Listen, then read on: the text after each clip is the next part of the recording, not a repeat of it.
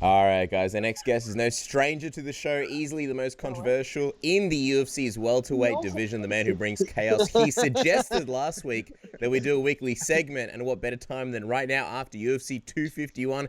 Back by popular demand, Colby Chaos Covington. Colby, thank you so much for taking the time, and thank you even more for bringing your friends to the program. Great to chat with you again, man. Yeah, I had to bring a beautiful mamacita to Submission Radio today to make Submission Radio great again. Well, I'll tell you what. Nerds and virgins. Greetings, nerds and virgins. Wow, I'll tell you what, it's going to make it hard to focus on the interview, but I'll do my best, Colby. Let's kick it off by talking about this main event that went down just yesterday between Kamaru Usman and Jorge Masvidal. It's officially in the books, and the big question and only logical question, the first thing to ask you is, what did you make of the way the fight played out? The way the fight played out, I think UFC has a new name to it. It's called the Ultimate Footsie Championships. So, it was a pathetic performance. It put me to sleep, and it put all my friends to sleep as well. So Marty Fake Newsman, just like I said, he's boring as fuck, and he had a shitty fighter in Street Judas to make it even less entertaining. We noticed on social media you tweeted out barn burner, instant classic. Who would have seen that coming? Take us into it. What did you mean by that? Yeah, I called it. Who called it? I said it was going to be a boring fight. He was going to ragdoll him. He was just going to take him down, and it was going to be boring. Street Judas, he was in Dustin Poirier's training camp, all training camp. So of course he was working his wrestling with Dustin Poirier. We saw how his wrestling was against that hooker from Australia. He made that hooker from Australia look like Dan Gable. So, what I meant was, it was a shitty fight, and they put all the fans to sleep, and, it was obviously I was trolling them. Mm-hmm. Ultimately, what did you think of Masvidal's performance in the fight? Was it more or less of what you thought would happen in this fight? Did a part of you even maybe expect a little bit more from him, even though he was coming in on short notice? I don't know why everybody's running that narrative that he came in on short notice. He was training his whole camp with Dustin Poirier.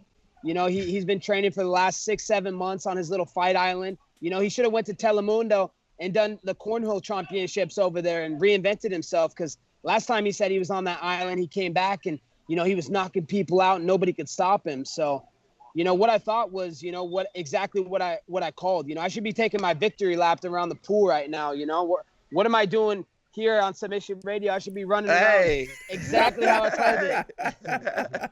You're turning on Submission Radio? No, I'm joking. I'm joking. Before we let you go, we'll obviously have to find out what the plans are after this interview. But, I wonder, as someone who sort of studies fights and studies the game, a lot was made of when you and Usman fought. There wasn't as much wrestling as people expected. But after seeing Masvidal and Usman wrestle, what did you think of the wrestling exchanges? And did you learn anything about that? Any takeaways from the wrestling there? Yeah, I learned a lot in that fight. And, I learned a lot the first time I fought Marty Fake Newsman. And I've made a lot of adjustments in my game. And, like I said, Colby Chaos Covington 2.0 is coming back. And, you haven't seen the best of me yet. So just another element and fold in the wrinkle that I got to see Marty Fake Newsman go to work. And, he's a boring fighter. That's why they call him Snoozman. And, that's what he did. He put the fans to sleep. And, he's playing footsies out there. It was the Ultimate Footsie Championship. He's stomping on his foot the whole time, just hugging him up against the cage, whispering stupid shit in Street Judas's ear the whole time. Who wants to see that shit? That shit's not entertaining. I feel bad for all the people that purchased their pay-per-view.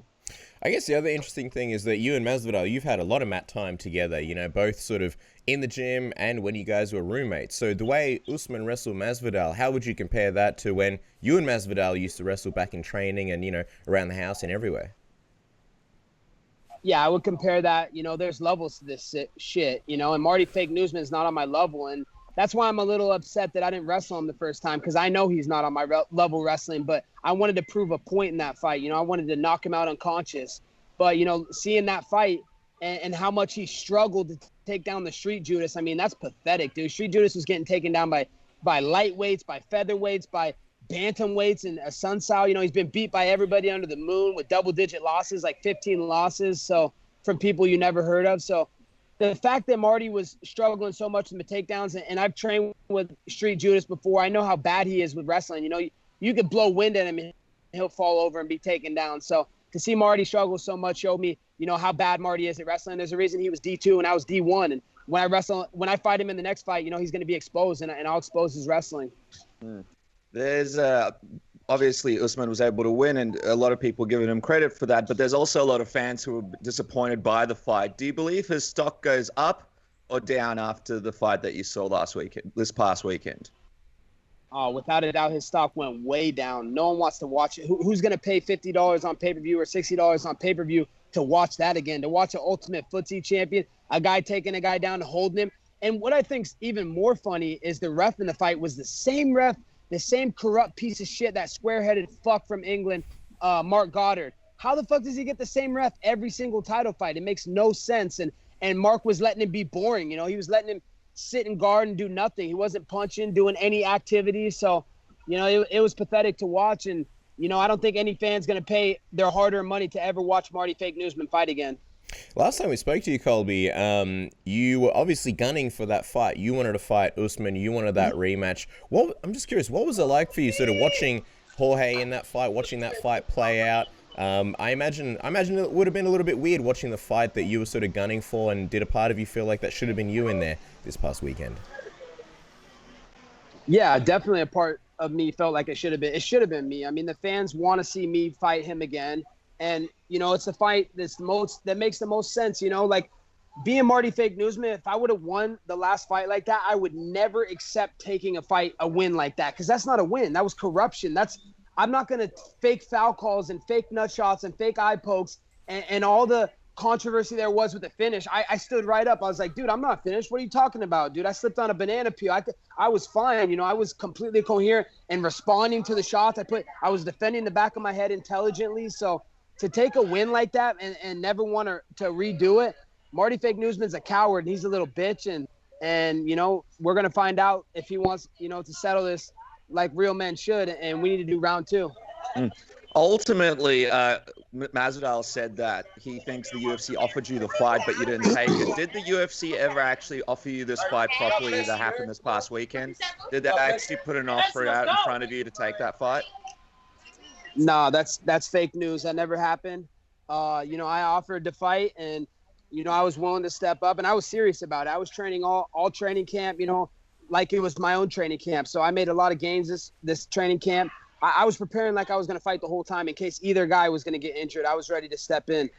And, you know, unfortunately, they didn't want to give me the call because, you know, Street Judas took his 30 pieces of silver like the little pussy that he is. And, you know, he got exposed in front of the world. And just like I called this to a T, from how the negotiation was going to be to how the fight was going to be. He's going to get ragdolled by Marty Fake Newsman. So, you know, people need to realize that I talk the talk and I walk the walk, unlike Street Judas. Well, I mean, speaking of Masvidal, after the fight, obviously you versus Masvidal was something that was brought up to Jorge at the post-fight press conference, and he said that you would definitely not be next for him, and his reasons were basically because of the way your fight with Usman played out, because he was able to last the 5 rounds. I'm just wondering what you thought of his comments and him saying that essentially he feels that you are below him in terms of the division. Oh, I'm not below him in anything. I'm not below some journeyman fighter who has 15 losses on his record. He got a BMF title. That stands for broken mediocre fighter. What's he ever done? He's number 3 in the rankings. He's behind me in the rankings. I don't need to ever fight Street Judas Masvidal. We fought every single day in the gym. I knocked him out all the time. You can go to YouTube and watch the last time we fought. We fought for an hour straight in the living room. I used to beat the shit out of him, poke him, play with him, tell him he's a little bitch, whisper in his ear, and he couldn't do nothing about it. He couldn't stop me. So, of course, he doesn't want to fight me. Why would he want to fight me? Why would he fight a guy that he has no chance to win? You know, he's never gonna. You know, I could care less about fighting him. I don't need to fight him to prove my greatness in this organization and my legacy. You know, my legacy won't be defined by fighting journeymen like him. So, you know, I could care less if I ever fight him. I'm going to get my rematch with Marty Fake Newsman, and I will hold that undisputed title soon, and anybody can come get it. I take on all comers. I'm not a little bitch like Street Judas. I don't want to fight him. You know, he wants to pick and choose easy fights. Oh, I want to fight Nate Diaz. Oh, I want to fight Damian Maia, you know, avenge my loss to a fucking 40-year-old virgin. So, you know, I'm not a little bitch like Street Judas. I'll beat everybody in the world. I don't need to pick and choose my fights like him. It's funny because Kamaru actually said that he'd like to see you face Jorge Masvidal next. I'm just wondering if you were in that octagon with Masvidal. I know it went to a decision in the end, and Kamaru Usman ended up winning it. It wasn't a stoppage. How would you see that fight going between you and Masvidal? Do you believe it would last the whole 5 rounds? No chance. He has no chance to last 5 rounds. I mean, he knows that deep down inside. That I have a different level to my game than Marty Fake Newsman. He knows that deep down inside. That's why he's not going to step in the octagon with me. Last time we trained, he got knocked out unconscious with a high kick. I faked a takedown, came up. So he knows who's his daddy is. You know, I'm Jorge Masvidal's father. That is my son. I'm the king of Miami. I'm Miami's champion, and anybody can come get it. I ain't gonna pick and choose easy fights and try and say who I'm going to fight. I'll take anybody because I'm the best in the world, and that's what the best in the world does. Well, we'll let you go in a second, Colby, but you mentioned there you'll take anybody. Dana White is pretty convinced that Gilbert Burns is the next contender for Kamaru Usman's belt. So I'm curious what you think of that, and if that is to be, what sort of would be next for you? If you look around the landscape, look at what's available in the division, what would you say is next for you now? We'll see, you know. As America's champ, as the people's champ, I'm going to let the people decide that, you know. I'm ready to fight, and I'm hungry to fight, and I want to fight soon. You know, I've been training the last 7 months with a burning desire inside my soul from my last fight with Marty Fake Newsman and how much I got robbed by Mark Goddard. And obviously, we found out how awful Mark Goddard was again last night. You know, he was letting fights go too long. He's taking 2 points away. You know, he's letting Marty Fake Newsman be boring. So we know how much of a cuck Mark Goddard is, and he's anti-Brexit, and he hates Trump, so of course he's going to fuck me over. But he'll never ref one of my fights again. So, you know, with that being said, you know, I'm ready to fight, and anybody can get it. You know, I want my rematch with Marty Fake Newsman. I want big fights. You know, I've already won a world title. You know, I'm only fighter to ever go to the White House and hang out with a sitting president in the Oval Office in the history of the sport. So, you know, people need to put respect on my name, man. I've done it all in this sport. I fought the biggest names. I beat former champions multiple times. And now I only want super fights. That's all I deserve. And everybody knows I deserve that. And, you know, I just want to prove my greatness by fighting the biggest and best fights in the division. I know that you say that you don't need to fight Jorge, you know, for your career. But obviously he's still a big name. He's still a big kind of star at the moment. Could it make sense? Could it be you versus Jorge if the UFC sort of, you know, gave you the right offer? Dude, I'll fight that guy for free. That's the easiest money fight I could ever get. We used to fight in the living room, in the bathroom, in the American Top Team, you know, at the water fountain to see who's going to get the water first. But, of course, you know, the father always goes before the son. So, you know, I got my water first. But, dude, man, I fought that guy for free. And it's such an easy fight, dude. I don't need any money to fight that guy. So, of course, I'll accept that fight. You know, I wouldn't be able to sign the contract before the ink dried. That's how fast I'd sign it. So, of course, he's already making excuses. He doesn't want to come fight America's champ. He doesn't want to come fight Donald Trump's favorite fighter. You know, he's trying to bite off my stuff and act like he's on the Trump train now. But before he was like, oh, fuck that MAGA kid. Oh, fuck MAGA, blah, blah, blah, Latinos, blah, blah, blah, all this bullshit. Now he's trying to jump on the bandwagon because he knows Trumps are a bunch of winners. So I just think that's funny. It just shows how fake he is and exposes the coward that he is. We appreciate the time, Colby, and we'll let you go just a minute. Just as we wrap up, I want to bring up a couple of names, and you give me your instant reaction to these names as I bring them up. First name off the rank, Leon Edwards. A lot of people are saying they believe he's in the contention to possibly get a title shot versus Gilbert Burns. Your thoughts on Leon Edwards? Nobody knows who Leon Scott is. What about Gilbert Burns, the man that's supposed to be getting the title shot? What's a Dilbert? Who's a Dilbert? And, of course, Jorge Masvidal, who just fought for the title. Street Judas and his 30 pieces of silver. Nothing but a broke little bitch paying alimony. And as we finish up, the champ himself, Kamaru Usman. Your message to him. Marty Fake Newsman, my message to you is pretty simple, you know. We're going to find out if you're a real man, you're a real champion. Because if you don't ever take this rematch with me, then everybody's going to know you're a coward and you got a cheap one. You got a corrupt decision. And, you know, there was just so much controversy in that fight. The fact that you don't want to run it back tells the tale of the tape that you're scared and you don't want this again because you know what happens next time. You're going to get melted. But, you know, I got nothing to say. You know, all I got to say is come see me, motherfucker. All right, and lastly, your friends disappeared, but what are the plans now? As we've we've interrupted your busy Sunday. So what are the plans now for the rest of the Sunday, and what are you and your friend going to do as soon as you get off the phone with us, Colby? We're going straight to bedroom cardio. I got to get ready for my next championship title fight. As America's, favorite fighter and Donald Trump's favorite fighter, I always got to be putting that good cardio work in the bedroom, staying ready for 5 rounds.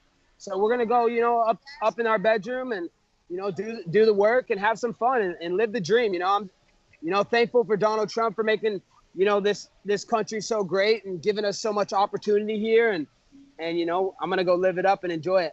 Well, there you go, guys. He's officially in training camp. Follow the man on Twitter and social media at Colby Cov MMA. Always a fun chat with you, Colby. Don't forget to buy your Colby Covington merch at Pro Wrestling Tees. And we always love chatting to you, Colby. Thank you so much for your time, man. Appreciate it. Stay safe, Colby. Watch out for the COVID. Make sure there's no COVID. We want to see you back in there soon. Stay safe and healthy, boys. My favorite interview in the game, Submission Radio. Take care, boys.